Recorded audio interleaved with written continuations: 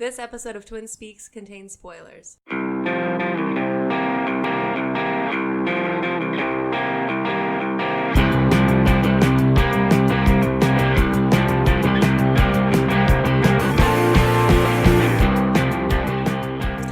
and welcome to Twin Speaks First Watch First Listen of The Predator, starring Boyd Holbrook, Trevante Rhodes, Jacob Tremblay, Keegan-Michael Key, Olivia Munn, Thomas Jane, Alfie Allen, and Sterling K. Brown.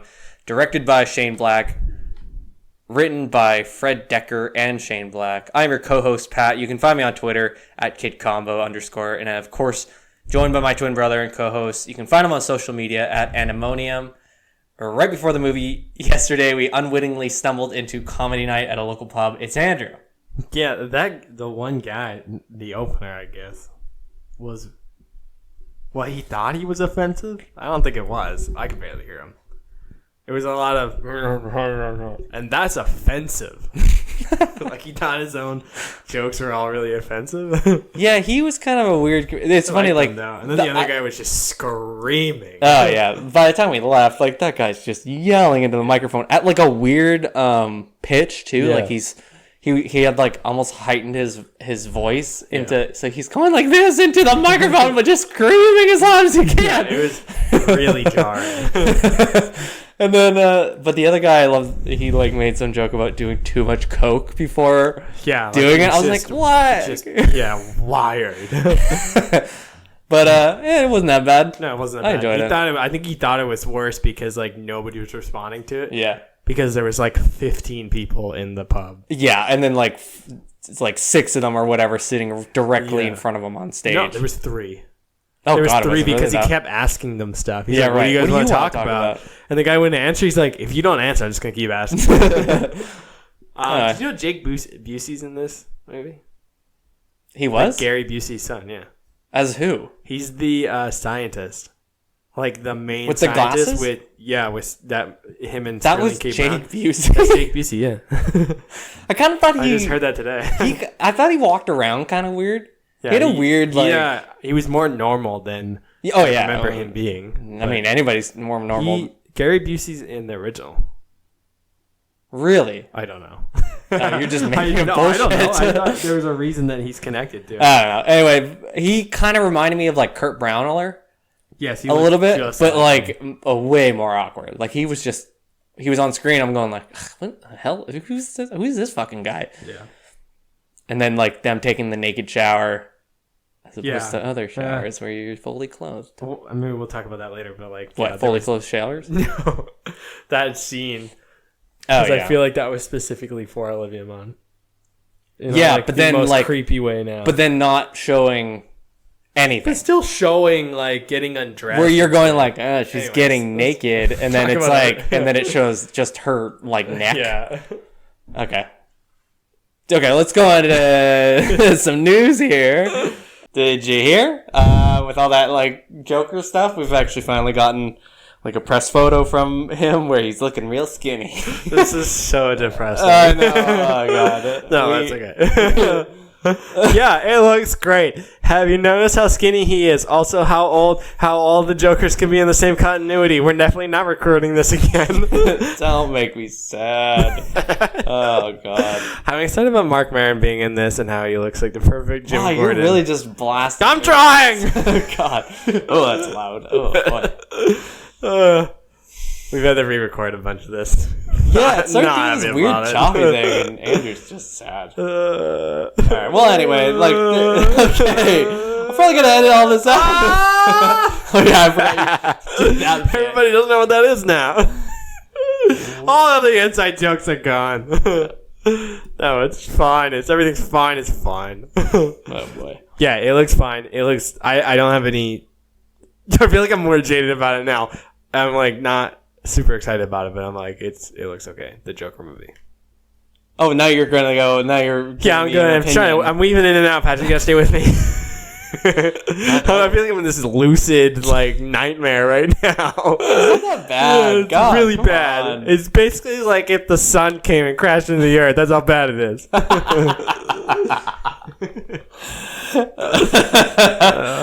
Okay, well, anyway, we got some news to go over, but Andrew's being a little baby. It's like if you stub your toe, but not like your big toe, like you just graze the outside one. You're like, that was kind of annoying. And then it's only bad when you think about it. That's this right now. Oh, you know what happened today? That kind of reminds me. We don't have time. No, I want to do a little anecdotal, whatever. I fell twice on the same knee. I don't. Yeah. What is this? What is this supposed to make you sound like? Well, because like I had it's like the reoccurring nightmare. So you're like, oh fuck, I fucked my knee up, and then you fall and hit your knee exactly the same spot. And that's what happened. Have you seen that episode of The Office where? See, now you're doing an exposition. Yeah, or like you get your anecdotal thing. I get to double it up. There's that episode of The Office where Jim bites the inside of his mouth. Oh yeah, he does it and then he just leaves. It? I did that at work on Friday. Oh, I was eating a wrap and I bit the inside of my mouth and I was like, "Oh, that sucks." And then you bit it again, and I was like, "If that happens again, I'm going home." And I bit it a third time. If I do this again, and then everybody called my bluff and I didn't leave. But yeah, exactly. I had to work. I need the money. That's hilarious. So anyway. The Joker, there's like a new press photo and set photos of Joaquin Phoenix, and he looks super skinny. Super skinny, kind of intimidating kind of frail. In the most like freaky, psychotic way. Yeah. But I'm into it. I'm just excited about the other cast. Yeah, Zazie the other Beetz, cast being Robert De Niro, Zazie Beetz, and Mark Maron. Yeah.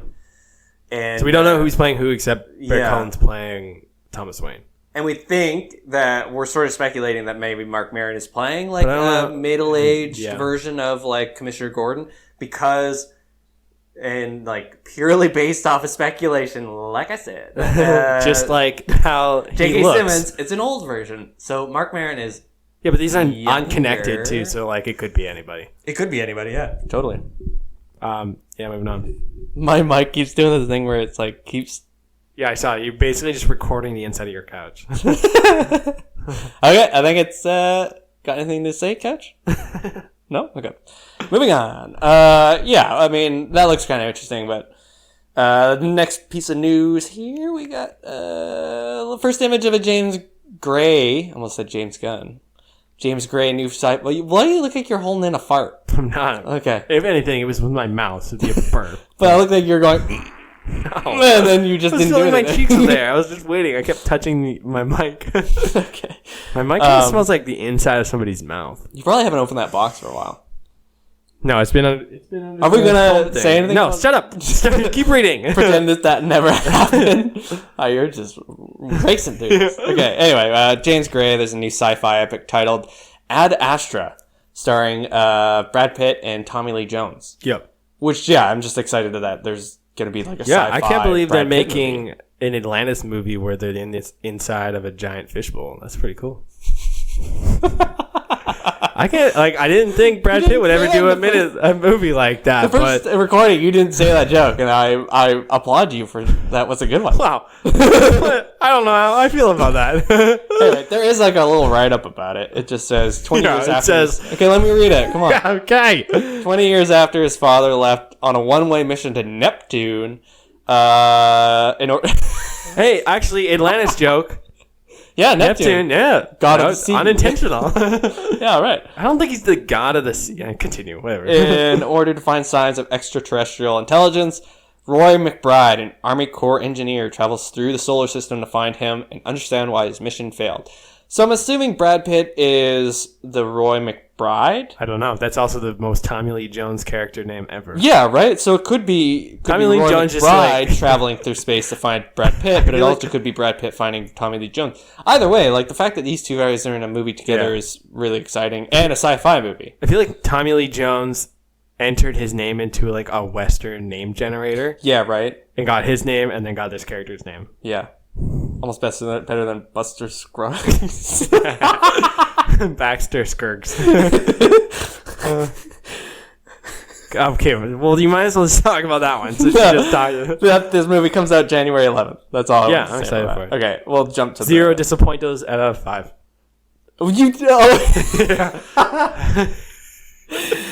Okay, so you were excited. I'm not excited. You are excited. Yeah, I'm excited because 0 disappointment. Yeah. out of 5 would mean Equals that good. I'm not disappointed. I'm looking forward to it. So 5 out of 5 would be very disappointed. Speaking of, Stay tuned. Venom officially receives a PG-13 rating with a runtime of almost 2 hours. Yeah. Which is just... Can you check if it's... Yeah, I'm looking at it. Okay. I'm watching it now. Yeah. Which is just very long. fucking stupid. Yeah, I'm going to make the same joke. I'm going to say 75 minutes of this movie is Tom Hardy writing in a notebook, riding a motorcycle, petting dogs at a bodega. I stole that joke from Patrick. And the rest of it is going to be a CGI disaster. Oh, yeah. Because, like, the other guy in this movie, the one from Rogue One. Yep, right. I'm not even going to pretend like I know his name because I don't. But he's a great actor. He's a good actor. Sort of he's like, also in something else that's coming out soon. I don't remember what it was. Honestly, it could have been just this trailer, seeing No, the sheer amount of trailers that they've released. Yeah, and TV spots and everything like that. No, there's been... Well, maybe. I was like, there's definitely been like 5. But the thing is, too, is like you could even just make that argument that the movie itself is going to be like the trailer, where we got like a really shitty version of a trailer to start. It could be a lot like Predator. Yeah, totally. Like with no like CGI in it at all, unfinished, and then we got another trailer, and you were like, "Oh, this is what they gave." I actually thought so. The first trailer I didn't like. The second one was good. And the because the last couple, Venom. but then it also was like less of him like doing a weird like, I don't know. It was less Tom Hardy focused. Yeah, right. Oh god, what was that spoonful of peanut butter I ate earlier? Just canning down the protein. Oh, what a guy. Okay, and still not excited about this movie, and this makes me less excited. If Spider-Man's in it, maybe that's why they did PG-13, but like if Spider-Man's in it, he's not in it for very long. It's a cameo. Because I feel like there would have been more information about Tom Holland being on set or something. I thought there was, but maybe there was like a rumor that he was, but then there was like, there was no set photos or anything. So it's like, okay, well, was he or wasn't he? You don't know. But either way, I don't know. This is a movie I'm sort of loathing to see. Yeah, like I'm semi excited, but I'm also like just so disappointed about everything that I keep reading about. Yep, including like this fucking information. It's just God. It just 5 disappointers out of 5. I said it's like golf. Like if it's a high score, it's not good. Yeah, right. If it's low, it's good. Yeah. Well, it still sounds bad though. Whatever. I'm sticking to it. I've already committed to it. Okay. I don't even know disappointers in a word. It's not. No, it's not a word. I don't need to like. I don't know. Don't look it up. Okay, so then there's also a new trailer for the new Coen Brothers series, titled "The Ballad of Buster Scruggs," which is an American Western anthology movie written and directed by the Coen Brothers. So, from my understanding, is that it's sort of like a full-length movie with chapters. Yeah, exactly. So short stories. It's probably going to have like short story chapters throughout the movie. And it's broken. I thought maybe it'd be like, which I hope then it has like a sort of a narrator, like a linear narrator through each of them. So it's like someone telling a story. Yeah. But I don't know. Like the trailer was really cool. Who's the director of The Hateful Eight? Quentin Tarantino. Yeah. Wow. This is way better for names. I thought maybe it'd be like that. Because, like, that movie was broken. Those movies are broken into, like, chapters. Oh, yeah, right. So it could be like that. But I think they might be, like... That one's more of a linear story, like, beginning and ending of each of these stories. And they're all related, but, like, they all happen at different times. And connected, yeah, right. Sure.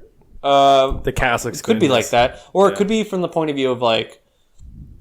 these different people telling the stories. Yeah, maybe. And then then it goes to like, here's a visual of the story happening. Be like about Buster Scruggs, but told by other people. Sure. That'd be cool. I think I'd like that too. Buster Scruggs. That comes out. It's starring Tim Blake Nelson, Liam Neeson, James Franco, Zoe Kazan, Tyne, maybe? Daly? And Tom Waits, which I'm super excited about. Tom Waits being in a Coen Brothers movie because I feel like he fits that sort of aesthetic of like the Western Coen Brothers sort of stuff. Yeah. You can tell that anecdotal story if you want about seeing No Country for Old Men on the plane going to L.A. Andrew, I'm going to say a jet setter, Andrew. Yeah. Well, I mean, just was told that the it. Like story? I did. That was the That was story. literally just the. Yeah. Like it was a 30-second story, not even, and you just told it in 5 seconds. Now you're asking me to retell it. Go on, man. Yeah, I watched No Country for Old Men. It was on the plane. It was very loud, and I had to wear headphones, and I had to wear use subtitles. So suck it, okay? It was good. I enjoyed it. I'm looking forward to this. Good. 0 disappointos out of 0. I mean, to 5. Oh no, my rating system. Oh boy. 0 out of 0 is still 0%. So this comes out on November 16th on Netflix. 100%. Be like following a theatrical theatrical, series or run rather. So I don't know like how big that's gonna be. Yeah. Still kind of cool though. Yeah, I like the guy from Office Space is in it, and Barry. Yeah, right. Yeah, like the one scene he has in the trailer. So there's like there's a bunch of scenes where they're like they're just like showing clips of people, like just as like this person's in it, this person's in it, and like nobody has any dialogue. It's just like a picture. It's kind of like a Wes Anderson trailer. Yeah, Where right. it's like really quick, and then they show him, and he's like snappy. and then he starts talking about something. And it's like it's very jarring to watch, and you're not expecting him to be like really high pitched, like, and you don't really know who it is too, because it's got a lot of like beard prosthetics on, and it's just him going down the, and then he like starts whatever sentence he was saying. Anyways, I really enjoyed that part of it. That was my favorite part of the trailer, and that and James Franco. If you were in the like beginning of this series and Andrew made that noise, you would understand why he was making that noise now. If you stuck around and just didn't go like, "Oh, God. Was that why I was doing it?" Yeah, you did it right at the beginning. So yeah, that looks really cool. I'm really excited about that. I think just the Coen Brothers doing westerns is like my all-time favorite, or I mean, like True Grit and No Country for Old Men. or like two of my top 10 movies of all time.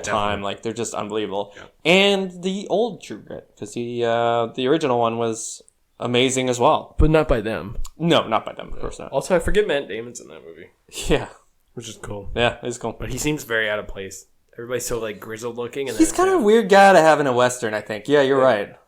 yeah. Anyways, yeah. Yeah.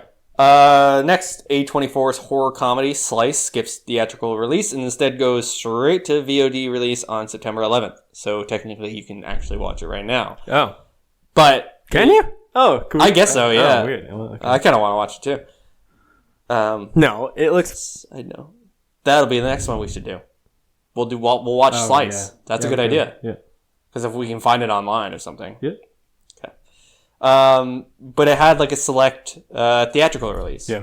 It only had one trailer. I thought was weird. Had a lot of cool, A really short trailer, and Yeah. also Chance the Rapper only shows up at the very end of that trailer. Yeah, so which I thought Yeah. was kind of funny because like he's one of the top billed names on Yeah, all the posters. he is the They're like Chance the Rapper makes his like Yeah. film debut, but then he's in the trailer for like all of 2 seconds. Yeah, and like the trailer is super cheesy. It's not. I don't think the dialogue is very good. That's not a joke. You're doing that now. This is my new Super. way of Easy. talking. I don't think the dialogue was very good, and like it seems not good, but But I it don't looks know, like, fun. It looks fun in the sense that it doesn't. It's supposed to be this like really bad 80s type movie. You like? Do you think people in the 80s, like if you said like, yeah, they're gonna make Tons of shit out of everything that you're they're doing gonna right make now. movies in the future where the entire aesthetic is based off of this, and also it's like a thing to be sort of bad because the movies now are bad, and they'd be. They would be like, oh, first of all, fuck. how dare you? Second, Nothing? huh? Just all right. This has Chance the Rapper, Paul Shears, Zazie Beetz, and Chris Parnell. Is he mini Jean-Ralphio? Chris Parnell? Yeah, No, that's Chris Parnell. Isn't he the one from SNL? I don't know. And He's like the one from Stranger Things. Hot Rod and Chris Parnell. Yeah, who the hell is the guy from Stranger Things? Yeah, Brooklyn Nine-Nine. Remember him? I'm going to show you a picture from really far away. Because then you'll remember. Can you see him from there? Yep, that's definitely a person. It's the guy. Parnell. He was in 30 Rock. He plays the doctor. Yeah, right. The weird doctor. Yeah, he has a very like voiceover voice. Yeah, which makes me think that maybe he's like one of the sort of. Well, you hear him in the trailer. Yeah, right. Yeah. Joe Keery. Yes, he's mini. John Ralphio or Ben Schwartz. Benjamin. Hey, we're doing pretty good with names here. I am not. Don't even pretend. You're carrying the names of the show right now. This is definitely what's the Who's It face in that movie. That's the name of this movie podcast. We should rebrand. Twin Speaks podcast is now. Well, so it's not like we have any fans. It's not like we're gonna disappoint people by changing the name. This is just for us. Yeah, I guess so. Whoa! I changed all the numbers on my Google Doc to letters. Wild. Anyway. So that movie actually has 60% on Rotten Tomatoes. Like the critics score. Yeah, but like obviously there's a reason they didn't release it. I honestly considering like there is hype around it, but then now it's there totally is. There still is, yeah. But I don't know, man. Like I want to watch it, and I think it'll be something where I'm like, oh, I actually did find that fun. Pay for it, that's fine. Yeah, if we can watch it for free, that'd be kick-ass. Yeah, 0 disappointers out of 5. Nice. In the sense that I have no opinion on this movie. Yeah, could be good, could be bad. Doesn't matter to me. Your guess is as good as mine. Okay, so then we watched a trailer on Prospect. That was unnecessary. Written and directed by Chris Caldwell and Zeke Earl, starring Sophie Thatcher, Pedro Pascal, and Jay Duplass. Yeah, I recognize which is Mark Duplass's brother. What would you say? Sophie Thatcher. Yeah, Sophie Thatcher. I recognize her. I don't remember what from. Yeah, I can't figure that out. Pedro Pascal accent threw me off, and I was like, "This is fantastic." He looks really good in this. So Pedro Pascal from Game of Thrones. And what was that one with Matt Damon? Do you remember that movie? It came out in the last 2 years. Could have been last year. Which? The Great Wall one, where like it's all the cast is all all Chinese. Yeah, and then they're like battling stuff. Yeah. It was from like a Chinese distributor too. He was in that movie. He's in Narcos too, isn't he? Yes, of course. Yeah. I'm really. That trailer looks great. It looks really good. It looks something different too. They look like they're stuck on Neptune, and I think Tommy Lee Jones is in this as well. No, they're stuck on a planet, and they have to like farm some mineral that looks like the sap from Jurassic Park. It's like this weird white on the outside, and then there's like yellow, like sort of. And there's stuff in it. Yeah. Yeah. But it what's funny is like the movie the trailer, makes the movie look like it has zero budget. Yes. Which I kind of like. I like the spacesuits were like kind of weird, and they didn't turn with his head. There was times where he's looking at the side, and he's just like looking at the side of his mask, like it doesn't move with him at all. And that was like, there's something endearing about that. There is. I think that's probably the best way to describe that trailer. The entire thing is very endearing. Like it looks like it was made on no budget. It looked kind of like a student film. Yeah. But also, then you have like the him in it, and you're like, oh my god. Yeah, but then it has like that grandeur, like sci-fi scope to it too. Like they're sort of just running through this forest wearing full. It could have been honestly been filmed here in. Oh, it could have been. Yeah, it could have been Vancouver or anything. It's sort of like a rainforest. But like November 2nd that comes out, so it looks pretty good. Yeah, into it. And then the last little piece of news here we have is Netflix only has. This is sort of like a headline that just came out. Netflix only has 35 movies from the IMDb top 250 list in its U.S. streaming library. Right. So meaning like of this list, there's only 35 movies that you can watch in their library that are actually on that list. So, which is so funny. So they have Shrek, Shrek 2. Oh no! Does it matter? Like, I don't think it matters necessarily. Movies? No, well, so my argument is that like I don't think that's the point of Netflix. Nah, yeah, you're right. Netflix is now evolved into this binge watching service. It's turned into quantity over quality. You're and I don't know if it ever was though. I don't think it was ever the other way. I think it was always Maybe in the like very beginning when it was like the DVD Maybe. distributor. yeah, maybe. Could have been that. But that was more like now because I think the rights work differently than. Sure, yeah. But yeah, I don't know if it matters. Like they do have some stuff on there, and like it is like I was saying, like there's True Grit was on there, No Country for Old Men. Like there is good movies on there, but like Hostiles was on there. These are just westerns. I was gonna say, I was like, are these all westerns? And then yeah, they were. This is just all I can think about. But like some of these movies that they got on there are like Casino, No Country for Old Men, Gran Torino, Kill Bill, Jurassic Park, Yeah. Spotlight. Like it's sort of a lot of very big names. Yep. For one. But they're probably popular. Like I'm assuming that if you looked at like billing or not billing, sorry, but like what those movies brought in, Yep. they're probably considered popular movies. So that's why they would have them on there. And probably movies that people still regularly watch. Yeah. So they're not going to be like the ones that are like, oh shit, like I can't believe they got rid of Dead Poet Society. When Dead Poet is like, that's a movie that people are still talking about. That's the movie that you picked. It was the one that I saw on the list, and I was like, what was the what? That movie hasn't been like that list that I just saw? What was the other ones? I think it was in alphabetical order. Yeah, right. No, it wasn't. That was the thing. So you just looked at the list. Oh no.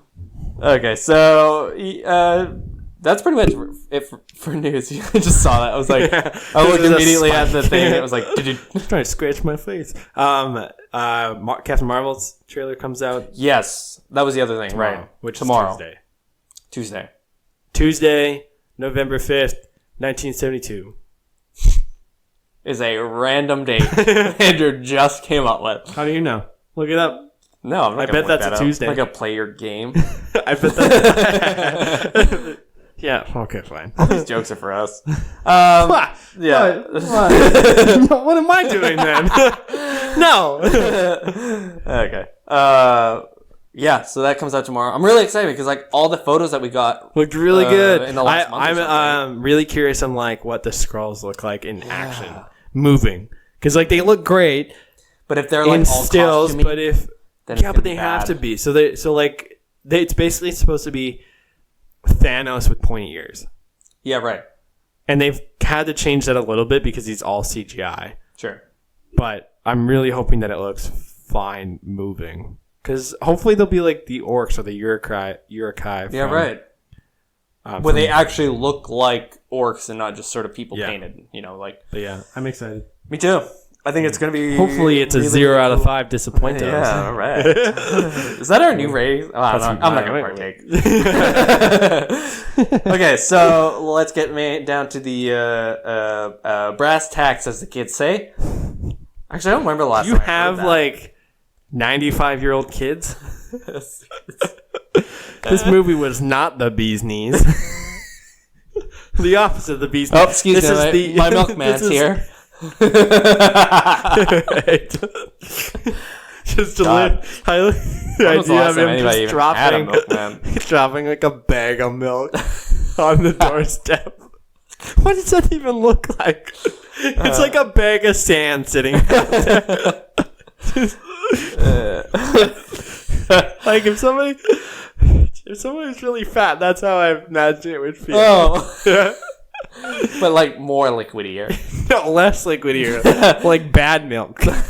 Like, Yeah. what were we talking about? I don't know. We're talking about Spider-Man. Brass right. tacks, and then you made fun of me for saying brass Yeah, tacks. Spider-Man's cool. Let's get I'm excited for that my movie. God. wait, what year is it? Oh. Okay, let's talk about The Predator. Yeah, we just saw The Predator. Directed We're just going in- spoilers, right? Like we're just diving into this. Yeah. Oh, yeah. This movie sucked. Oh God, man, it was so I bad. am disappointed I paid for this movie. There was that one We spent point- money on this movie. So we went with, it was you and I and Jill. Jill, And at yeah. one point, or I guess after the movie, Jill actually said, "Oh, I'm so glad I didn't pay for that." Yeah, Because I you paid bought for her it. ticket, and it was I bought 2 that tickets bad. for this movie. It was that bad where it was like, oh God, I can't believe I paid for this. No, this is so bad. There was times, so we had gone for a drink before this movie. There was times during the beginning of the movie that I thought, there's no way I'm this drunk. This doesn't make any sense. It's so choppy and so poorly edited. And there's so many plot holes. So the Predator comes to Earth to save mankind. Like, that's the reason he's there. He gets away from the other predators. He breaks free from the other predator planet. From my understanding, is because they enjoy hunting us. Yeah. And they want us to live forever so they can continue to hunt us. Isn't that sort of like the thing? I didn't think that was coming it. here. No, so that they never said that, but that's sort of what I did. Because they kind of say that the planet's dying. Yeah, right. And because we're killing it. They want to continue killing us, and they're harvesting like the best people more frequently because the planet's dying, and they move into those types of planets. Yeah, so they're just like waiting us out. Yeah, right. Okay. So he was like, no, like we have to save them, so we have to like fight off super predators, and like jumping around. Why is it called the Predator Killer? Did they call themselves predators? Yeah, they came up with that name in the first 10-15 minutes of this movie. They were like, we wanted to call it Predator, but it's not a predator, it's a big game killer. Yeah, but Predator sounds cooler. Yeah, they come up with this name. They so just unless randomly come up with it, Jacob Tremblay's like, like he's filling in the gaps, and he's going, oh, it's some other word I don't know. Predator Killer. Okay, great, but they don't say that, so they call themselves the Predator. Anyways, going back. I've had all day to stew on this. Yeah, and I've already told a couple of people that this movie was terrible. Oh yeah, so did I. So he comes to Earth to save Earth. Yeah, right. And then immediately kills 3 people. Yeah, right. So he comes to Earth, and then in the first 5 minutes, he hangs someone from the tree who he looks like he's like scalped some of their body. Yeah, he's like disemboweled them. Like, what's that called? Flaying. It looks like he's flayed this person. That is okay. Like half of their body is sort of missing skin. Yeah. And then he's just hanging up from a tree. And then he's like on the tree, he's like, haha, fucking idiots. Yeah. And then he blasts the 2 of them. And then he accidentally, the lead, what's his face? Something Boyd Holbrook. Yeah. Oh, good job. Wow, nice. Fuck yes. We're changing this podcast too. We know the names of everyone. Let's not get caught. Boyd Holbrook gets blasted and then like accidentally injures it. Yeah, right. And like, okay, if it was here, you think it would just like try and escape, like, but it doesn't. It tries to kill him. It kills that one guy. So like, it's not, for all we know, like, unless there's it was hunting him. I think it was. Yeah. So that's stupid. And then so he steals this stuff because he says that nobody's gonna believe him. Yeah.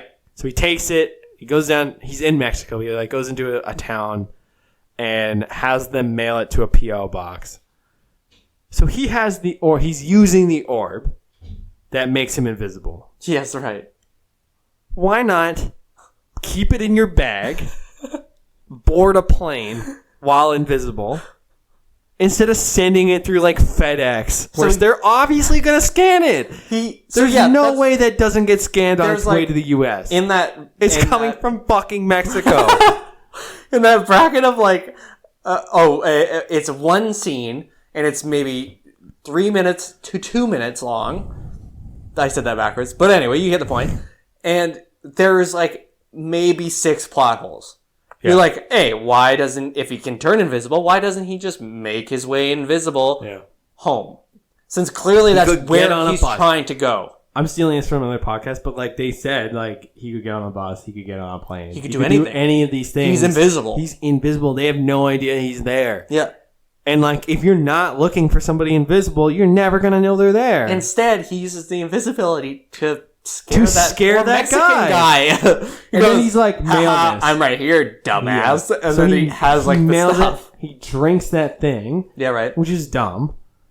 And then like later in the movie when Boyd Holbrook like goes to his house or his like wife's house, or ex-wife maybe.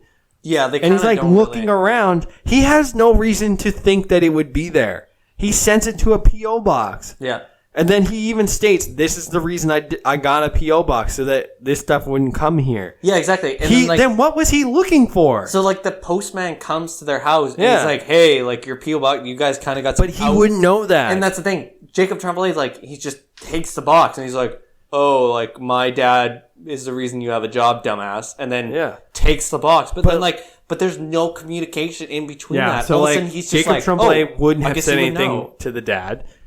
The mom wouldn't have said anything to the dad. Like, Boyd Holbrook has no reason to know that his stuff would have been sent there. But he comes into the house looking for the kid because they know the kid has the stuff. Yeah, right. So there's, like, no reason that he would have known that. Like, They've specifically come to that house to get it. And, like, but then that's the thing. Like, that sort of, like, sequence just underlines, like, how many scenes were, like, missing from this movie. I had read because, like, maybe that had been shot and they were like, oh, he called, like, the P.O. box, but nobody's answering. They said that, like, did you guys get the package by any chance? Yeah. And he's like, oh, yeah, like, whatever his name is, the kid. Like, he signed for it. Like, that could have been such an easy... Done. Like, 10 it could have seconds. been literally them on the phone driving over. Sure. Because, like, they were riding on motorcycles, were they not? Like, they got there before they got vehicles, I think. So, like, because they were at the biker bar. Yeah, that's so right. they could have just, like, there could have been a short sequence. Maybe they were in that hotel room doing it, too. Did you notice that in that hotel room, Alfie Allen's not there? Yeah, he is. No. Because all of a sudden they're at, like, the house. Oh, I didn't know. And then Alfie Allen's eating pickles. And you're like, oh, wait, where the hell did he come from? Maybe Because, you're like, right. you see him outside, and then there's, like, everybody else is sort of outside, so it's, like, not a big deal, because he's just sort of wandering And they around. all go inside. Yeah, you're right. And then they all go inside, and Alfie Allen's, like, not there. Yeah.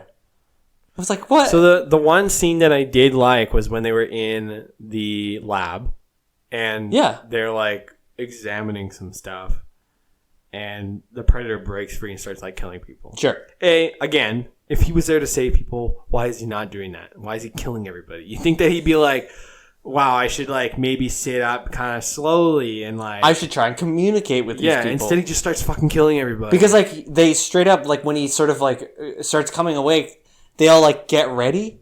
Yeah. But they don't shoot him right away. They're like, no, we want him alive because we're sort of, like, working on some stuff with this. But instead he's That like, could've been whoa, and starts killing people. Yeah, and he immediately, like, stabs some guy in the eye. Yeah. Like, stabs a lot God. of people.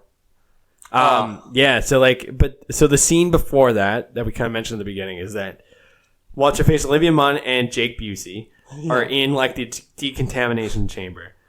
And they're getting decontaminated, and they're both, like, undressed, so they're both, like, naked, and you don't see anything. Yeah, you just sort of see the tops of their shoulders up. But then later, when she goes back into it, and she's, like, again, has to, like, undress, they don't need to show that.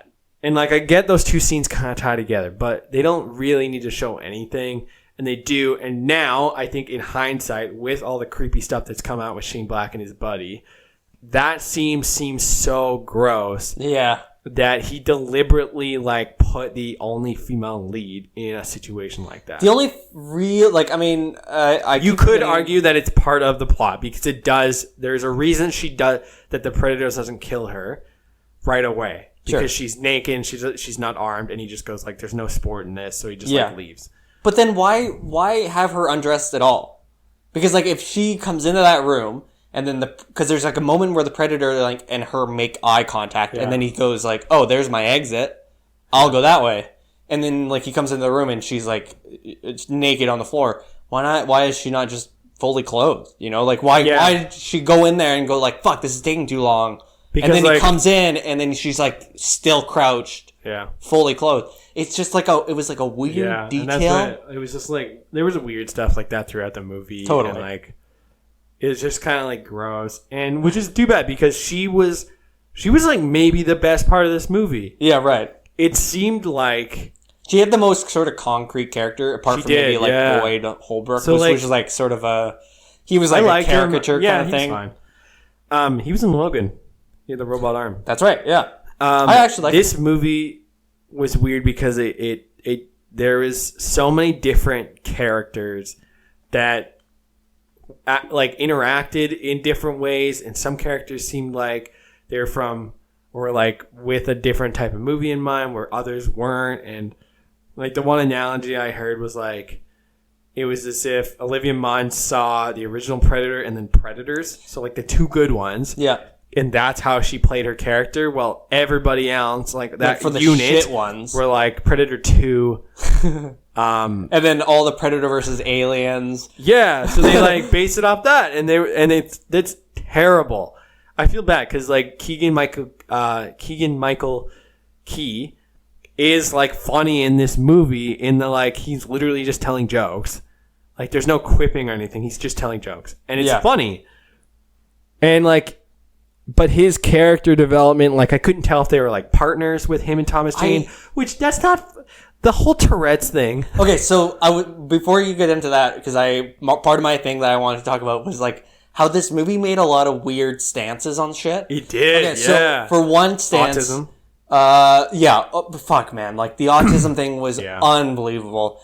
It's like they went and watched every single movie where autism has ever been a thing, and they went, that's the worst way to show autism on film. Yeah, let's copy that. Yeah, because like they did the thing where he's clapping his ears and like how loud noises trip him up, which to be fair can be a thing, but however, don't use it in that way. No, so that's like with autism, like it's not. Autism is like a spectrum of different things. Like it's not like. It's not binary in the sense that it's one thing or it's the other. Yeah, everybody's the same. Across, it's very different. It's for everybody. Very wide spectrum where many, like you could have it, or somebody you know could have it, and you would have no idea. Yeah. Like if they're really high functioning, you wouldn't have a clue. And like he was high functioning, but then like he would have these weird low functioning tics, and you're like, this is a bad way of representing. Because they made a very big point twice. They made a really big point of making sure people knew that he had the first one being him with the fire alarm. Like two bullies come in and call him Asperger, and like after they've pulled the fire alarm because he's like having sort of a moment. Yeah. And then the second immediately following that, he's walking home and a dog barks at him, and he has like the same thing. Yeah. No other time does that happen. Yeah. There's loud noises throughout the entire movie, and he doesn't get tripped up. There's the one where the mic comes on from the ship, and everybody covers their ears, but he just does it like he just does it normally. Like he doesn't do the clapping thing. Because everybody's like little things like that. Yeah, like he just reacts to it as if anybody was reacting to it. It was really weird. There was the one joke that did make me laugh. It made me feel bad when they go, "What are you going to do? Wash my hands 500 times." And I genuinely laughed. And I feel bad for laughing. Again, not an autism specific thing. Like that's more OCD than anything. Yeah, but it was still such a like it's such a throwaway joke, and I thought it was so funny, and it shouldn't be funny. Through the entire time at this theater, like people were groaning through this movie. Yeah. There's a guy down from me, like 2 seats. Took his shoes off. He took his shoes off. Good for him. I respect that. But he was also going, "Are you fucking serious?" Through the entire movie. There was so much of this movie that he walked out near the end, but that was a moment where everybody laughed. Did he actually leave? Like leave? Yeah, I saw him leave. Think he came back. Oh, I thought he came back, but he left with like 15 minutes left or something like that. I think he just had enough. Yeah. So the Predator is trying to get his gear back for no like real reason. Other than if he gets his gear back, he still doesn't have a ship. Yeah, like it's destroyed. Humans have taken it over. But other than the fact that maybe it just has like tech that he needs or something. But then they blow it up. Like the Super Predator goes and blows it up. So like he could have gotten it back and then left. But like he probably wasn't going to. So he could have just like I understand that's not what the Predators are, but you think that they would just be like, nah. Like he's like, I have nowhere else to go. Like either I kill myself or I like hang out with you guys. Yeah. He doesn't do that. Instead, he gets the shit kicked out of him and then head punched by the Super Predator, who is just there to like tie up loose ends. Pretty much. Like he's almost like the custodian of like this Predator world. And they make like a point of saying like, did you see that? Like he grew an exoskeleton. Exoskeleton. We didn't. No, you don't see it at all. Because then she says it, and everybody's like, "No." She says that, and I immediately went, "I was like, did I miss really? That? Yeah, I was like, did I miss?" And then they show him, and you're like, "Am I supposed to be squinting to see this?" And then that was it. Like they just really dumb. And didn't she shoot herself in the foot with the blood? Yeah, and so then nothing happens with that. I was like, okay, well, she's gonna become like a weird predator thing, and she doesn't. Because like right before that, there's like this weird, super weird, like flashback, and you don't know where the flashback is coming from, and all you see is a whole bunch of predators standing over another predator. No, that was where the kid puts the mask on. Oh yeah, right. But then you don't know like where this point of view is from, because like, is it the predator and he's getting like the stuff? Switches point of view. Is it the super predator and this is like a test person thing that they've got? So like from what I thought it was at first I thought, okay, like it's from this guy's point of view, them testing on another predator, a normal one getting injected. But then it switches and it's from the view of the predator on the table, getting tested on. Yeah. But it was, like, I guess Predators are very cinematic and switching like that because that was dumb. Anyway, so, like, they... Hold on, let's go back to... Because we were talking about the movie, but then we went to, like, this weird stances that this movie had. Yeah. So I just wanted to say... autism. And then the Tourette's thing, Tourette. Again, is this movie from the 80s? So I did, like... Because, like, there's a point where he's, like, just making noises. Yeah. Which is fine. Well, okay, great. Like, maybe that's this guy's Tourette's, and then it just evolves. Switches to, like, him being just crude. Yeah. So he goes, like, again, eat to Olivia Munn, and you're like, point. oh my god. Yeah, but then, like, but then she has, like, a stance about, like, not taking it. She's like, how fucking dare you? Yeah, but then I was like, well, why include that in the first place? Yeah, it was, again, like a weird moment that we had already got the thing, like, where she's already a tough character because like she steals the gun and then tries to shoot him even though there's no bullets, but then like that happens and you're like, okay, no, like we got the picture. You didn't have to include that. Yeah, really. But then it was really weird. And then like him having like Tourette's goes away, and they're like, it doesn't. So because then they're like, oh, you're back after they give him a gun, and then he's like a knife. Completely. Yeah, a knife, and then he has like a gun later, and then they're like, "Oh yeah, no, that's all we needed." The gun thing came for the knife because like the gun thing, he goes like, "Oh, it's been a while since I had a gun in my hand." And he goes, "What does it feel like?" He's like, "A gun." Yeah, he feels, which is a very Shane Black line. Like I don't like that. So. Sort of like normal because they make fun of him relentlessly beforehand. And then he's like he kills 2 guards, and that's when Keegan's character goes, oh, you're back, and he's like, oh, I never laughed, and then he has no like Tourette. So is it like, I'm assuming then it's like induced a PTSD by some thing. Traumatic event. Yeah, but they never explain that, and they only briefly touch on their relationship. Again, weird stance of mental illness. Like I think the one thing was exactly. There was like a weird, like each of these characters had a way bigger storyline than was included. Yeah, right. Yeah, Boyd Holbrook.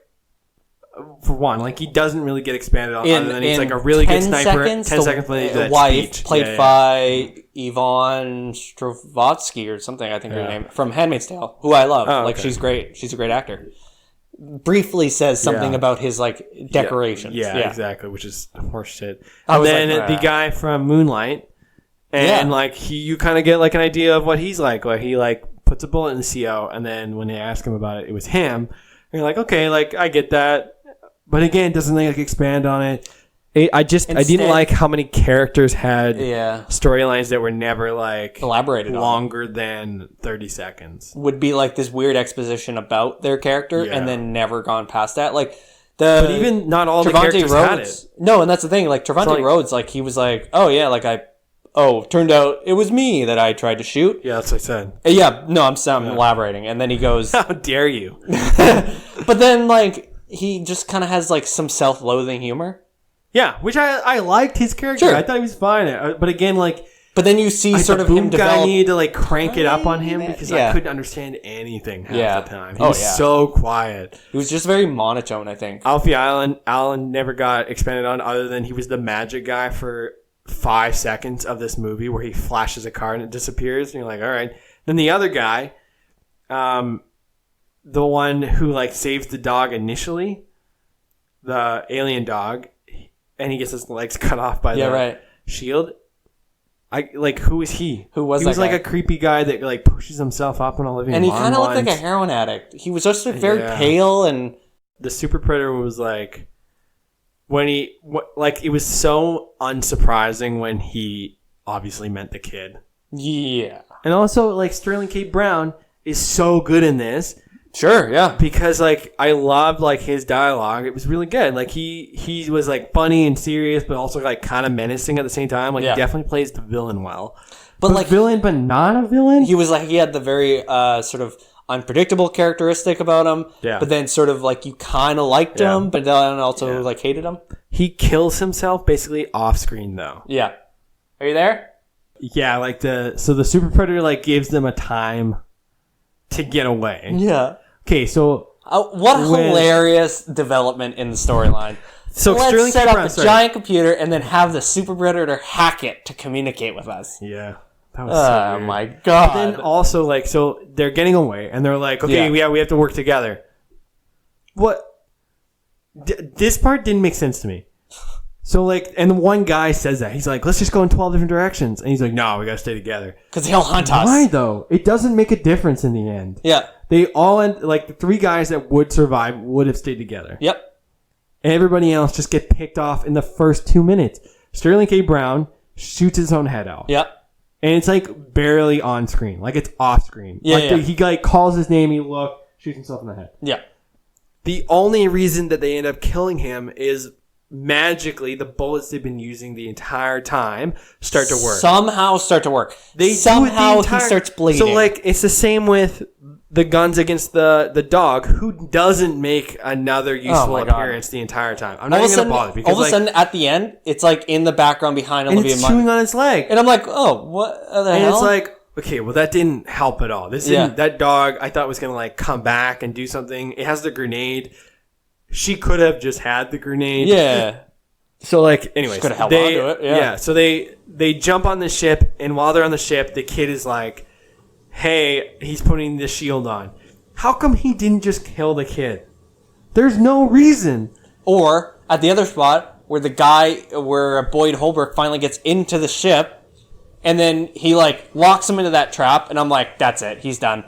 And then he's like, oh, shit, stuff's happening. I actually thought about that. I'll let him go. I gotta handle this. And I'm he was, like, like, why not holding just it. kill him and then do it? He could have just killed him. He could have, like, thrown anything at him. Yeah. There was so many times, like, we saw in that basement scene where the super thing, and he, like, sticks a knife through the ceiling, and then grabs that other guy and just stabs him, like, 80 times. Stabs him He's like, so many times. And then he just, like, puts him on the ground. I'm like, like, that was gross. Yeah.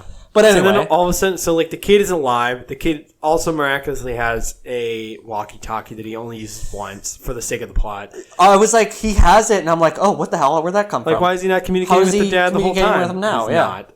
No, he's not. So then they land, and then what's-her-face, Olivia Munn, makes her appearance again. So I thought they were going to do 2 things. I thought they were going to make Boyd Holbrook covered in mud. Mm-hmm. And then it was going to be a, like, as an throwback to the original Predator. And I was like, that's sweet. Like, that's actually, like, if they had ended with that, I would have been like, that is so cool. It's like a cheesy, awesome way to do it. Yeah.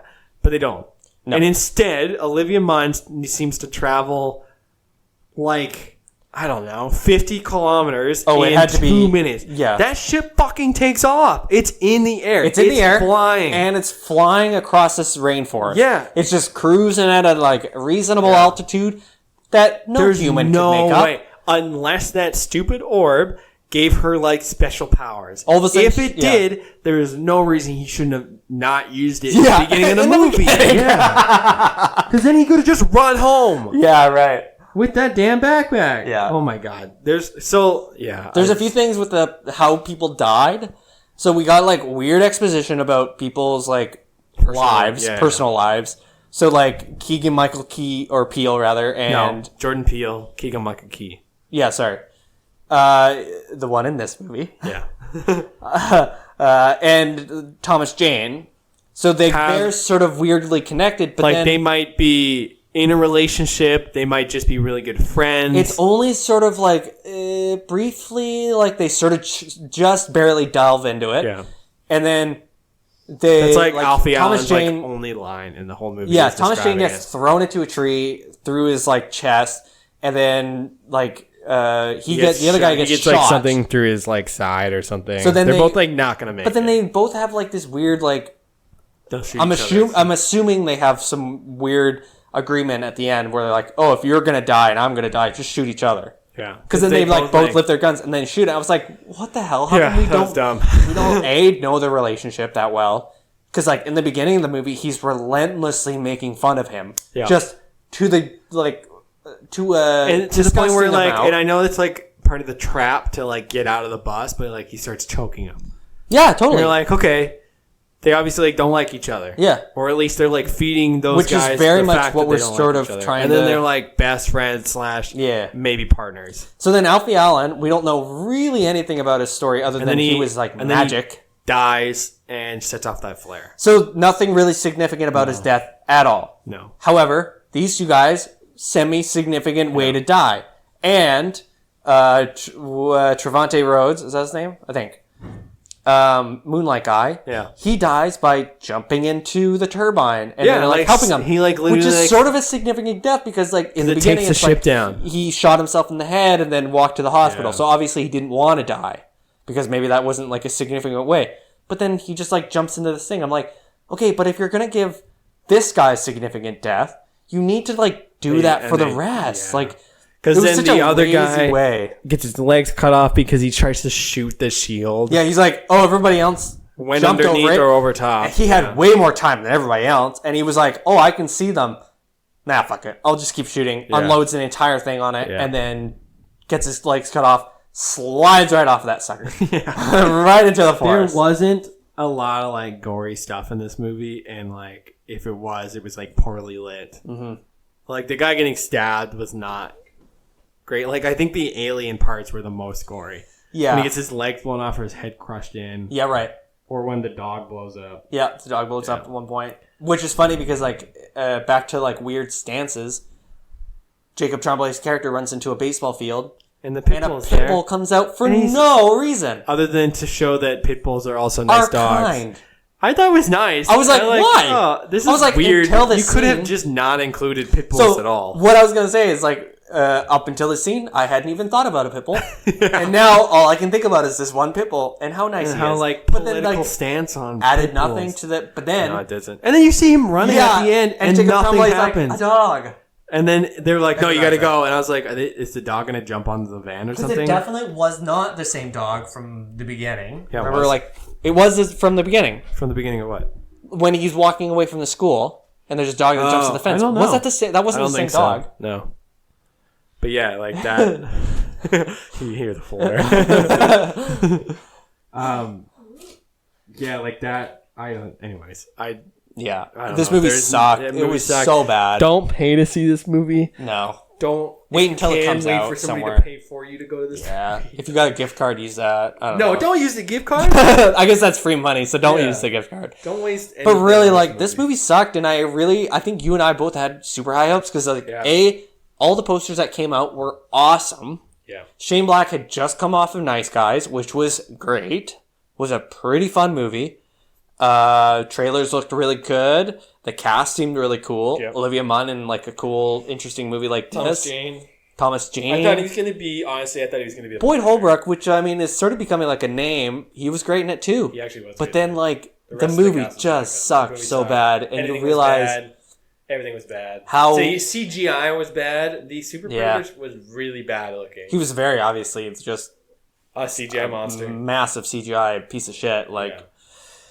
Yeah, this movie sucked, man. Like 5 disappointos out of 5. Yeah, absolutely. Like, don't pay to see this. No. Save yourself some money. Go see fucking 8th Grade or something like that. I don't know. I don't know what else is even playing right now. Pay to see Slice. Pay to see Slice. Yeah. You don't know what that's like, and that could be a bad recommendation, but it's probably better. I don't know. Maybe that'll be the next one we see. Yeah. Yeah. That was. This has been Tween Speaks. First watch, first listen of The Predator. The Predator. The Predator. Not a lot. I might watch Predators again. Oh yeah, I think like in comparison, that movie's way better. Well, I was gonna say. I don't know if I've actually seen it too. Oh, shit. The one thing. Oh, you've never seen Predator? Yeah, you have. I've watched it with you. Oh, sorry. Yeah. Like the one with Adrian Brody. Yeah.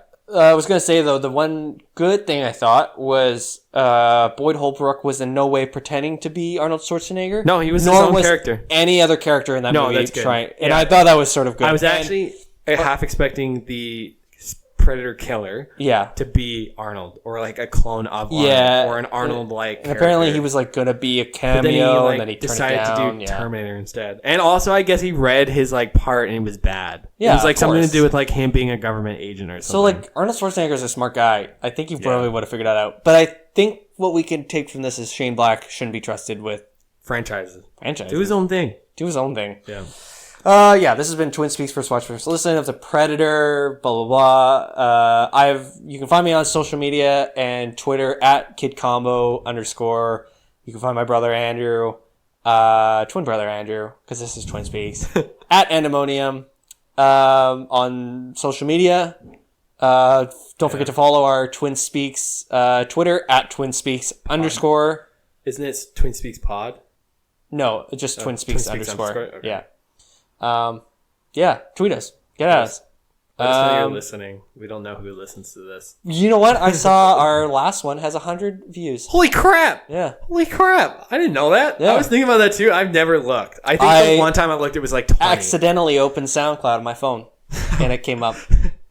So anyway, Sweet. thanks for listening. Catch you next time. Bye. I was gonna say next week, but we're trying to get it back on I track. just wasted my bye. Okay. Bye. Bye.